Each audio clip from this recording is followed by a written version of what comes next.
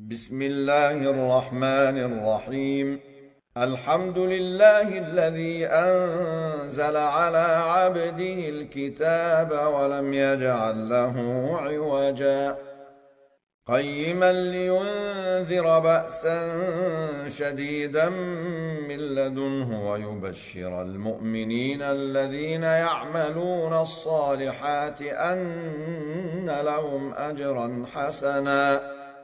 ماكثين فيه أبدا وينذر الذين قالوا اتخذ الله ولدا ما لهم به من علم ولا لآبائهم كبرت كلمة تخرج من أفواههم إن يقولون إلا كذبا فلعلك باخع نفسك على آثارهم إن لم يؤمنوا بهذا الحديث أسفا إنا جعلنا ما على الأرض زينة لها لنبلوهم أيهم أحسن عملا وإنا لجاعلون ما عليها صعيدا جرزا أم حسبت أن أصحاب الكهف والرقيم كانوا من آياتنا عجبا إذ أوى الفتية إلى الكهف فقالوا ربنا آتنا من لدنك رحمة وهيئ لنا من أمرنا رشدا فضربنا على آذانهم في الكهف سنين عددا ثم بعثناهم لنعلم أي الحزبين أحصى لما لبثوا أمدا نحن نقص عليك نبأهم بالحق إنهم فتية آمنوا بربهم وزدناهم هدى وربطنا على قلوبهم إذ قاموا فقالوا ربنا رب السماوات والأرض لن ندعو من دونه إلها لقد قلنا إذا شططا هؤلاء قومنا اتخذوا من دونه آلهة لولا يأتون عليهم بسلطان بين فمن أظلم ممن افترى على الله كذبا وإذ اعتزلتموهم وما يعبدون إلا الله فأووا إلى الكهف ينشر لكم ربكم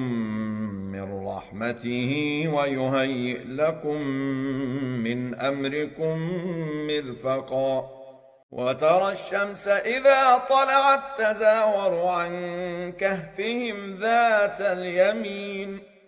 وإذا غربت تقرضهم ذات الشمال وهم في فجوة منه ذلك من آيات الله من يهد الله فهو المهتد ومن يضلل فلن تجد له وليا مرشدا وتحسبهم أيقاظا وهم رقود ونقلبهم ذات اليمين وذات الشمال وكلبهم باسط ذراعيه بالوصيد لو اطلعت عليهم لوليت منهم فرارا ولملئت منهم رعبا وكذلك بعثناهم ليتساءلوا بينهم قال قائل منهم كم لبثتم قالوا لبثنا يوما أو بعض يوم قالوا ربكم أعلم بما لبثتم فابعثوا أحدكم بورقكم هذه إلى المدينة فلينظر أيها أزكى طعاما فليأتكم برزق منه وليتلطف ولا يشعرن بكم أحدا إنهم إن يظهروا عليكم يرجموكم أو يعيدوكم في ملتهم ولن تفلحوا إذا أبدا وكذلك أعثرنا عليهم ليعلموا أن وعد الله حق وأن الساعة لا ريب فيها إذ يتنازعون بينهم أمرهم فقالوا ابنوا عليهم بنيانا ربهم أعلم بهم قال الذين غلبوا على أمرهم لنتخذن عليهم مسجدا سيقولون ثلاثة رابعهم كلبهم ويقولون خمسة سادسهم كلبهم رجما بالغيب ويقولون سبعة وثامنهم كلبهم قل ربي أعلم بعدتهم ما يعلمهم إلا قليل فلا تمار فيهم إلا مراء ظاهرا ولا تستفت فيهم منهم أحدا ولا تقولن لشيء إني فاعل ذلك غدا إلا أن يشاء الله واذكر ربك إذا نسيت وقل عسى أن يهديني ربي لأقرب من هذا رشدا ولبثوا في كهفهم 300 سنين وازدادوا 9 قل الله أعلم بما لبثوا له غيب السماوات والأرض أبصر به وأسمع ما لهم من دونه من ولي ولا يشرك في حكمه أحدا واتل ما أوحي إليك من كتاب ربك لا مبدل لكلماته ولن تجد من دونه ملتحدا واصبر نفسك مع الذين يدعون ربهم بالغداة والعشي يريدون وجهه ولا تعد عيناك عنهم تريد زينة الحياة الدنيا ولا تطع من أغفلنا قلبه عن ذكرنا واتبع هواه وكان أمره فرطا وقل الحق من ربكم فمن شاء فليؤمن ومن شاء فليكفر إنا أعتدنا للظالمين نارا أحاط بهم سرادقها وإن يستغيثوا يغاثوا بماء كالمهل يشوي الوجوه بئس الشراب وساءت مرتفقا إن الذين آمنوا وعملوا الصالحات إنا لا نضيع أجر من أحسن عملا أولئك لهم جنات عدن تجري من تحتهم الأنهار يحلون فيها من أساور من ذهب ويلبسون ثيابا خضرا من سندس واستبرق متكئين فيها على الأرائك نعم الثواب وحسنت مرتفقا واضرب لهم مثلا الرجلين جعلنا لأحدهما جنتين من أعناب وحففناهما بنخل وجعلنا بينهما زرعا كلتا الجنتين آتت أكلها ولم تظلم منه شيئا وفجرنا خلالهما نهرا وكان له ثمر فقال لصاحبه وهو يحاوره أنا أكثر منك مالا وأعز نفرا ودخل جنته وهو ظالم لنفسه قال ما أظن أن تبيد هذه أبدا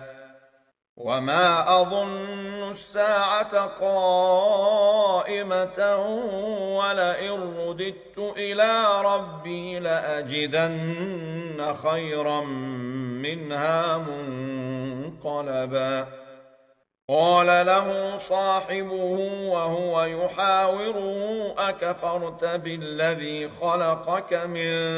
تراب ثم من نطفة ثم سواك رجلا لكن هو الله ربي ولا أشرك بربي أحدا ولولا إذ دخلت جنتك قلت ما شاء الله لا قوة إلا بالله إن ترني أنا أقل منك مالا وولدا فعسى ربي أن يؤتيني خيرا من جنتك ويرسل عليها حسبانا من السماء فتصبح صعيدا زلقا أو يصبح ماؤها غورا فلن تستطيع له طلبا وأحيط بثمره فأصبح يقلب كفيه على ما أنفق فيها وهي خاوية على عروشها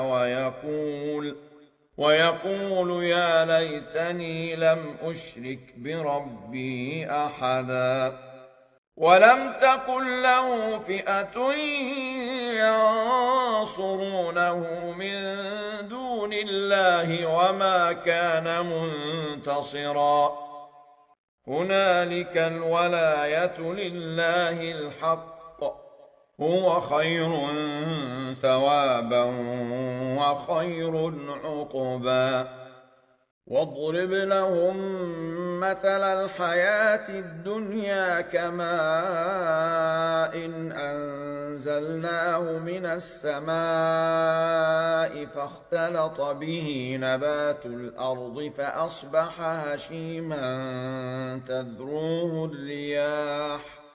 وكان الله على كل شيء مقتدرا المال والبنون زينة الحياة الدنيا والباقيات الصالحات خير عند ربك ثوابا وخير أملا ويوم نسير الجبال وترى الأرض بارزة وحشرناهم فلم نغادر منهم أحدا وعرضوا على ربك صفا لقد جئتمونا كما خلقناكم أول مرة بل زعمتم أن لن نجعل لكم موعدا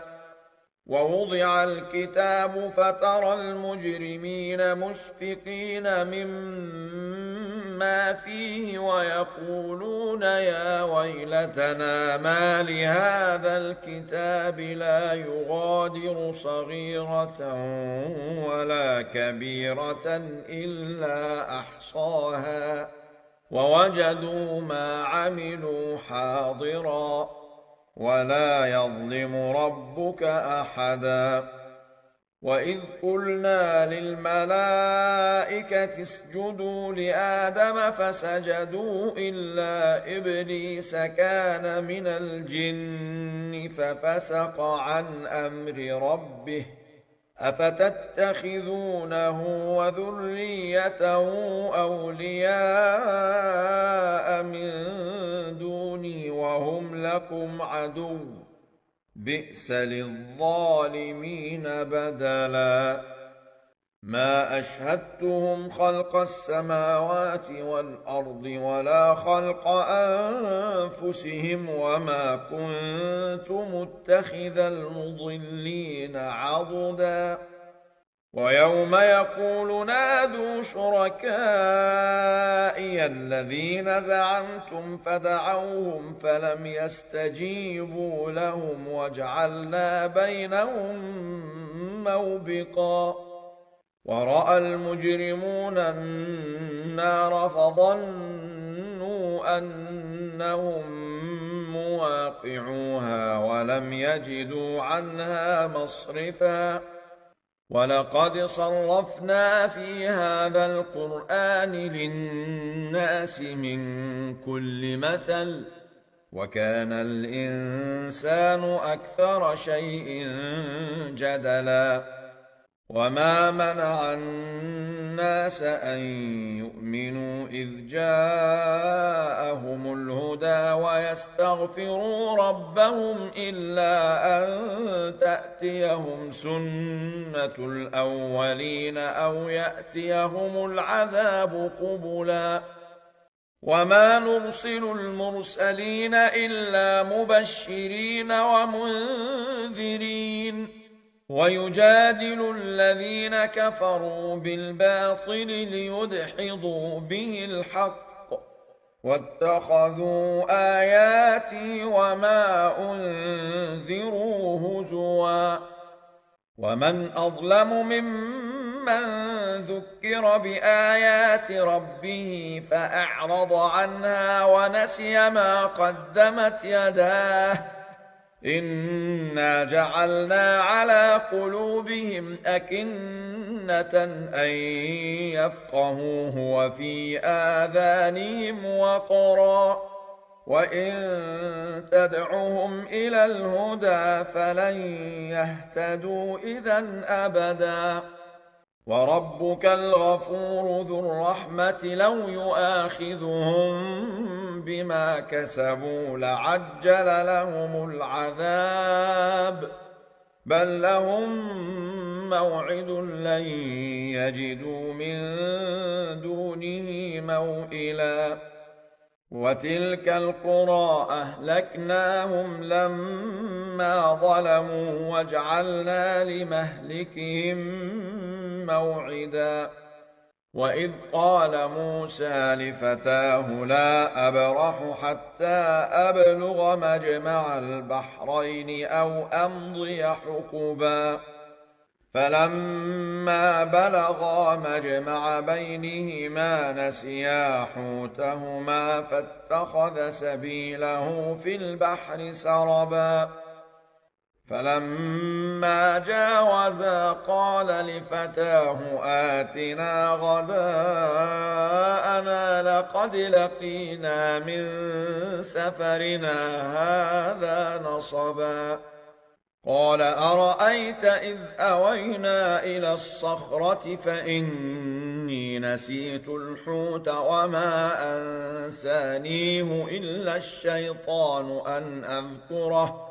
واتخذ سبيله في البحر عجبا قال ذلك ما كنا نبغ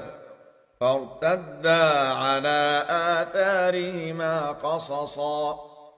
فوجدا عبدا من عبادنا آتيناه رحمة من عندنا وعلمناه من لدنا علما قال له موسى هل أتبعك على أن تعلمني مما علمت رشدا قال إنك لن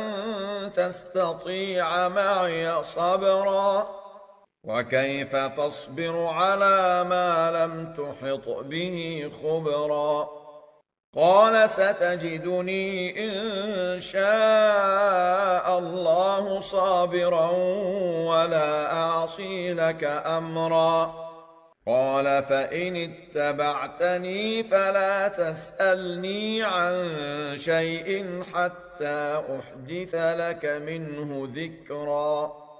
فانطلقا حتى إذا ركبا في السفينة خرقها قال أخرقتها لتغرق أهلها لقد جئت شيئا إمرا قال ألم أقل إنك لن تستطيع معي صبرا قال لا تؤاخذني بما نسيت ولا ترهقني من أمري عسرا فانطلقا حتى إذا لقيا غلاما فقتله قال أقتلت نفسا زكية بغير نفس لقد جئت شيئا نكرا قال ألم أقل لك إنك لن تستطيع معي صبرا قال إن سألتك عن شيء بعدها فلا تصاحبني قد بلغت من لدني عذرا فانطلقا حتى إذا أتيا أهل قرية استطعما أهلها فأبوا أن يضيفوهما فوجدا فيها جدارا يريد أن ينقض فأقامه قال لو شئت لاتخذت عليه أجرا قال هذا فراق بيني وبينك سأنبئك بتأويل ما لم تستطع عليه صبرا أما السفينة فكانت لمساكين يعملون في البحر فأردت أن أعيبها وكان وراءهم ملك يأخذ كل سفينة غصبا وأما الغلام فكان أبواه مؤمنين فخشينا أن يرهقهما طغيانا وكفرا فأردنا أن يبدلهما ربهما خيرا منه زكاة وأقرب رحما وأما الجدار فكان لغلامين يتيمين في المدينة وكان تحته كنز لهما وكان أبوهما صالحا فأراد ربك أن يبلغا أشدهما ويستخرجا كنزهما رحمة من ربك وما فعلته عن أمري ذلك تأويل ما لم تسطع عليه صبرا ويسألونك عن ذي القرنين قل سأتلو عليكم منه ذكرا إنا مكنا له في الأرض وآتيناه من كل شيء سببا فأتبع سببا حتى إذا بلغ مغرب الشمس وجدها تغرب في عين حمئة ووجد عندها قوما قلنا يا ذا القرنين إما أن تعذب وإما أن تتخذ فيهم حسنا قال أما من ظلم فسوف نعذبه ثم يرد إلى ربه فيعذبه عذابا ذكرا. وأما من آمن وعمل صالحا فله جزاء الحسنى وسنقول له من أمرنا يسرا. ثم أتبع سببا حتى إذا بلغ مطلع الشمس وجدها تطلع على قوم لم نجعل لهم من دونها سترا. كذلك وقد أحطنا بما لديه خبرا. ثم أتبع سببا حتى إذا بلغ بين السدين وجد من دونهما قوما لا يكادون يفقهون قولا. قالوا يا ذا القرنين إن يأجوج ومأجوج مفسدون في الأرض فهل نجعل لك خرجا على أن تجعل بيننا وبينهم سدا. قال ما مكني فيه ربي خير فأعينوني بقوة أجعل بينكم وبينهم ردما. آتوني زبر الحديد حتى إذا ساوى بين الصدفين قال انفخوا حتى إذا جعله نارا قال آتوني أفرغ عليه قطرا. فما استطاعوا أن يظهروه وما استطاعوا له نقبا. قال هذا رحمة من ربي فإذا جاء وعد ربي جعله دكا وكان وعد ربي حقا. وتركنا بعضهم يومئذ يموج في بعض ونفخ في الصور فجمعناهم جمعا. وعرضنا جهنم يومئذ للكافرين عرضا. الذين كانت أعينهم في غطاء عن ذكري وكانوا لا يستطيعون سمعا. أفحسب الذين كفروا أن يتخذوا عبادي من دوني أولياء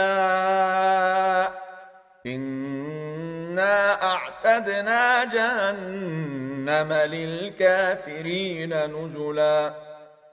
قل هل ننبئكم بالأخسرين أعمالا الذين ضل سعيهم في الحياة الدنيا وهم يحسبون أنهم يحسنون صنعا. أولئك الذين كفروا بآيات ربهم ولقائه فحبطت أعمالهم فلا نقيم لهم يوم القيامة وزنا. ذلك جزاؤهم جهنم بما كفروا واتخذوا آياتي ورسلي هزوا. إن الذين آمنوا وعملوا الصالحات كانت لهم جنات الفردوس نزلا خالدين فيها لا يبغون عنها حولا. قل لو كان البحر مدادا لكلمات ربي لنفد البحر قبل أن تنفد كلمات ربي ولو جئنا بمثله مددا. قل إنما أنا بشر مثلكم يوحى إلي أنما إلهكم إله واحد فمن كان يرجو لقاء ربه فليعمل عملا صالحا ولا يشرك بعبادة ربه أحدا.